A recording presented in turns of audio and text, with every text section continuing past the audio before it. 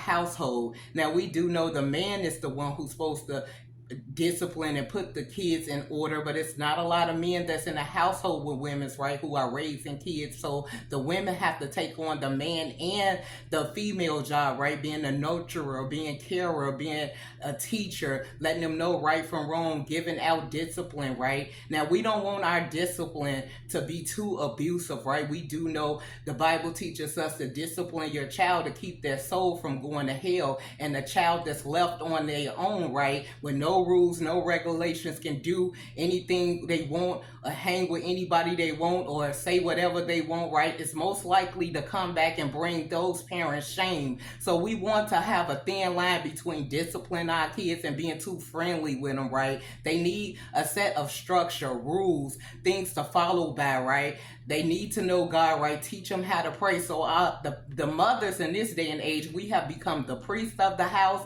the go-getters, the bill payers. And if you have a man on the side of you, that's such a blessing, right, because it's already two is better than one. But if you are by yourself, you are a strong mother out there, and you are teaching your kids right from wrong. You are putting rules in place, setting up boundaries, boosting up their self-esteem, and having them go after their dreams and showing up for them whether they are right or wrong, letting them know when they are wrong, right, and why they should make better choices so good things can happen to them. I know sometimes they rebel, right, especially in their teenage years. A lot of kids rebel. We rebel, right, but we always came back to what we know, just like the Bible said, raise up a child in the way they should go, and even when they are older, they will always come back to what they know. So even if we rebelled in our younger years, our teenage years, just trying to find ourselves, see who we are, meeting different people, but in our household, if we were taught right from wrong and what not to do, right, that wisdom always hit us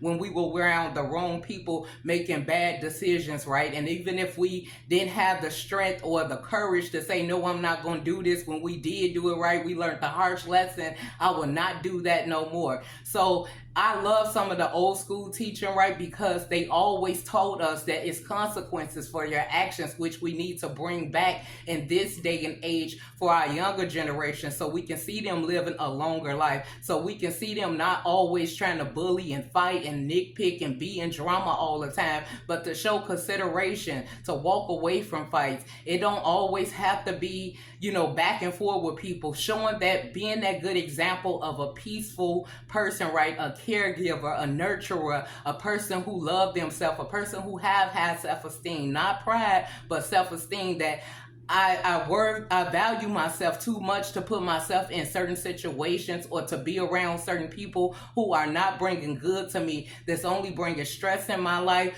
fear and worry, right? We want to keep our kids and to be on the lookout for people like that, right? Because if they encounter those people, right, they will know that's a person that needs healing and needs some work to do, and they don't want to go down the wrong path.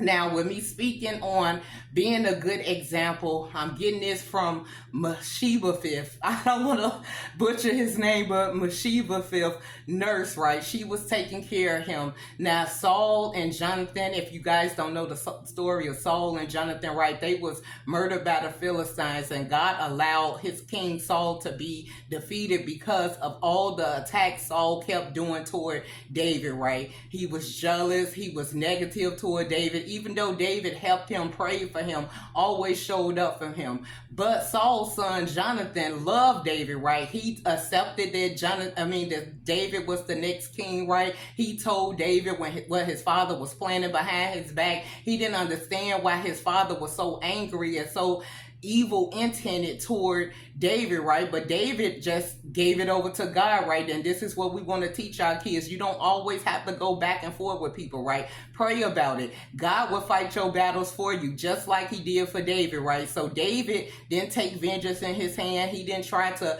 confront Saul every time he showed up in Saul's presence, right? He came to be a blessing. When Saul got on that mess, right, David just removed himself and prayed about it to God. Eventually, God grace and mercy ran out for King Saul, and he was a mighty man of God, right? But he let jealousy and envy get to his heart that he did not want to see the next person getting blessed, right? And God's blessings is worldwide. We all want to get blessed, some more than others, right? But instead of him just appreciating what he did for the kingdom of God, that he was blessed, that God brought him from a nobody to a somebody, just like he was doing for David, he didn't want to see that, right? So eventually him and his son Jonathan lost their life. So once they lost their life, right, the people had put out a decree to kill all their descendants, right? And Mephibosheth was the one left. His nurse, who was his caregiver that they had hired since he was a baby, did well with him, right? But when she heard that they might come kill Jonathan's son, right, she trying to hurry up and get him to safety. She dropped him and broke his legs, right? Now he was crippled in both of his legs from a child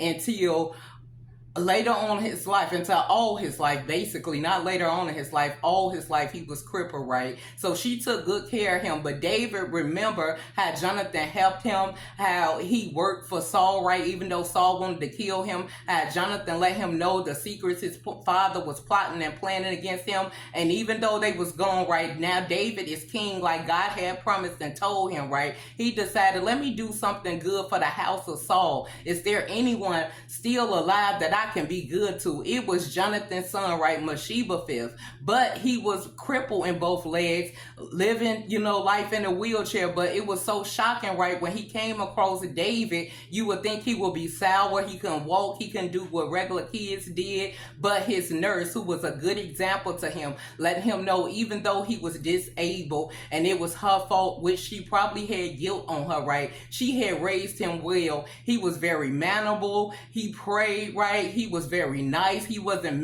bitter and mean. And David couldn't believe that this man was just so humble, and he was a king's son, and he wasn't mad because of what happened to his father and them. He didn't let it get to him. He didn't get off track. He wasn't a poor me, this happened to me, right? He just realized this happened and I'm gonna make the best of my life. And so that's what I'm speaking on, being a good example. His nurse, even though she made a terrible mistake, she made up for it by teaching him the right ways, right? Teaching him to still be grateful for the little things in life, teaching him that life is still a blessing, whether you can walk, whether you can do things, whether you get different opportunities or not. And David honored that and let Mephibosheth come live with him the rest of his grown life and treated him like a king, even though he was in a wheelchair, put him a part of his family because of his father Jonathan being so kind and so nice to him when he was on the run and scared for his life. And Jonathan so happened to lose his life because of who he was connected to. Somebody that was evil, somebody that was mean, somebody who was jealous and did not let, work on himself to heal, to get his mind thinking on the right thing. Let me worry about my blessings and nobody else's blessings. But the nurse that they hired, they never knew that she would become the mother in the family after they left, and she took great care of their son, and also David blessed them as well. So that is my message for today, being a good example.